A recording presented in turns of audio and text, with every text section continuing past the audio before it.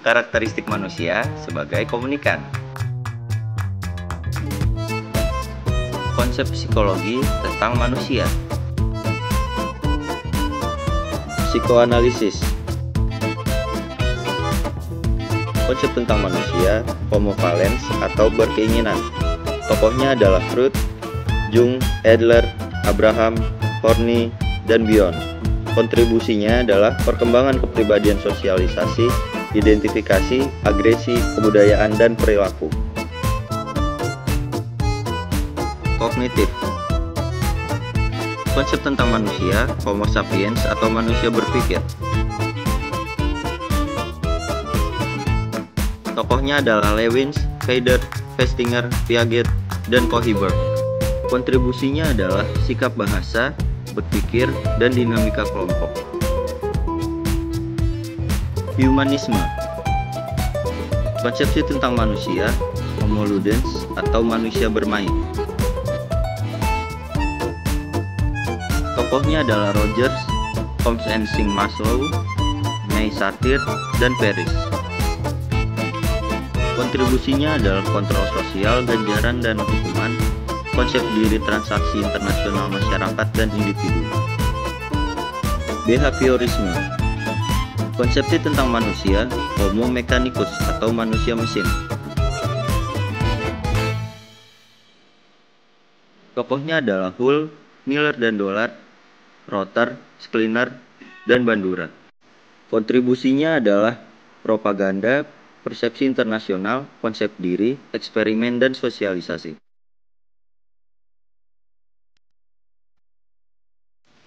Konsepsi manusia dalam psikologi kognitif.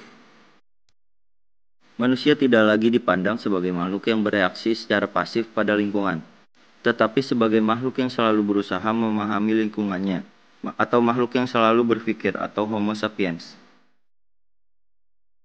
Pengaruh seseorang pada yang lain kebanyakan ditimbulkan oleh pikiran. Kita mengkomunikasikan pikiran. Bagaimana hal ini terjadi? Kita timbulkan perubahan di dunia luar yang sama. Perubahan ini setelah dipersepsi orang lain akan menjadi suatu pikiran dan menerimanya sebagai hal yang benar. Kaum rasionalis mempertanyakan apakah betul bahwa penginderaan kita melalui pengalaman langsung sanggup memberikan kebenaran. Kemampuan alat indera kita dipertanyakan karena sering gagal menyajikan informasi yang akurat.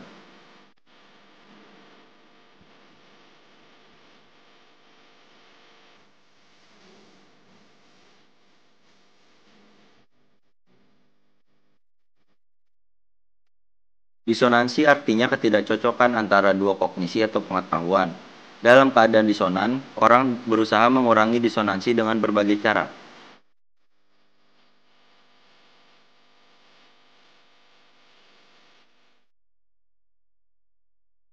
Psikologi humanistik dianggap sebagai revolusi ketiga dalam psikologi, di mana revolusi pertama dan kedua adalah psikoanalisis dan behaviorisme. Perhatian pada makna kehidupan juga hal yang membedakan psikologi humanistik dari mazhab yang lain. Manusia bukan saja pelakon dalam panggung masyarakat, bukan saja pencari identitas, tetapi juga pencari makna.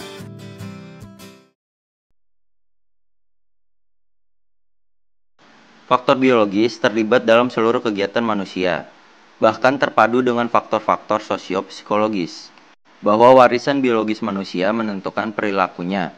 Dapat diawali sampai struktur DNA yang menyimpan seluruh memori warisan biologis yang diterima dari kedua orang tuanya. Karena makhluk sosial, dari proses sosial ia memperoleh beberapa karakteristik yang mempengaruhi perilakunya.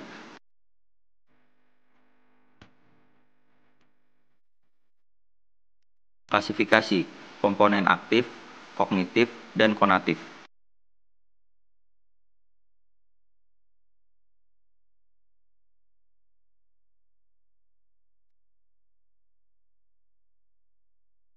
Menurut W.I. Thomas dan Florian Zanecki, keinginan memperoleh pengalaman baru, keinginan untuk mendapat respons, keinginan akan pengakuan, dan keinginan akan rasa aman. Menurut David McClelland, yaitu kebutuhan berprestasi, kebutuhan akan kasih sayang, dan berpuasa. Menurut Melvin H. Marx, kebutuhan organismis dibagi menjadi 3, yaitu motif ingin tahu, motif kompetensi, dan prestasi. Untuk motif sosial juga dibagi menjadi 3, yaitu motif kasih sayang, kekuasaan, dan kebebasan.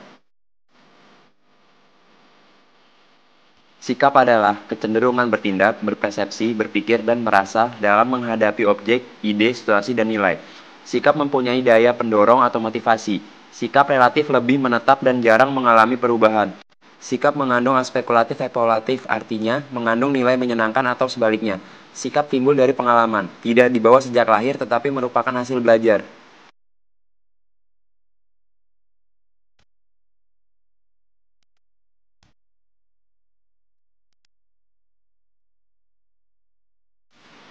Emosi menunjukkan kegoncangan organisme yang disertai oleh gejala-gejala kesadaran, keperilakuan, dan proses fisiologis. Emosi tidak selalu jelek, karena ada juga peran emosi sebagai pembangkit energi.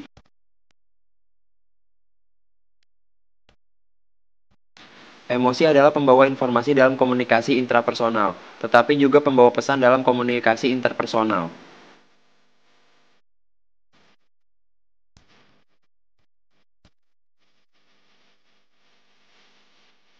Menurut Solomon Eas, kepercayaan adalah komponen kognitif dari faktor sosiopsikologis. Kepercayaan dibentuk oleh pengetahuan, kebutuhan, dan kepentingan.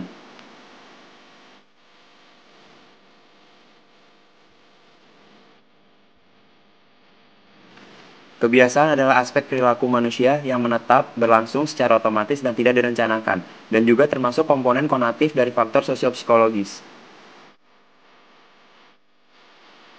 Kemauan adalah tindakan yang merupakan usaha seseorang untuk mencapai tujuan. Menurut Richard Dewey dan W. J. Humber, kemauan merupakan hasil keinginan untuk mengorbankan nilai-nilai yang lain yang tidak sesuai dengan pencapaian tujuan.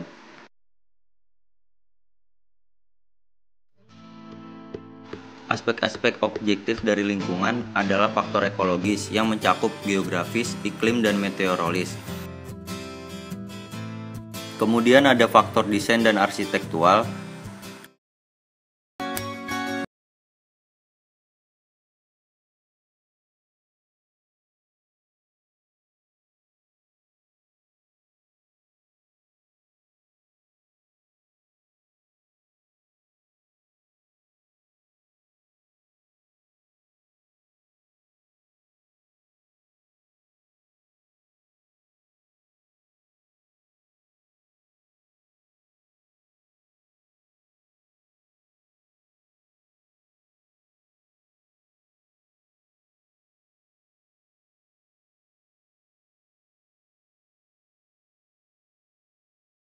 Terima kasih. Thank you. Terima kasih. Dan ke. Hatur nuhun. Xie. Kamsahamnida. Arigatou gozaimasu. Sampai bertemu di lain waktu. Dadah.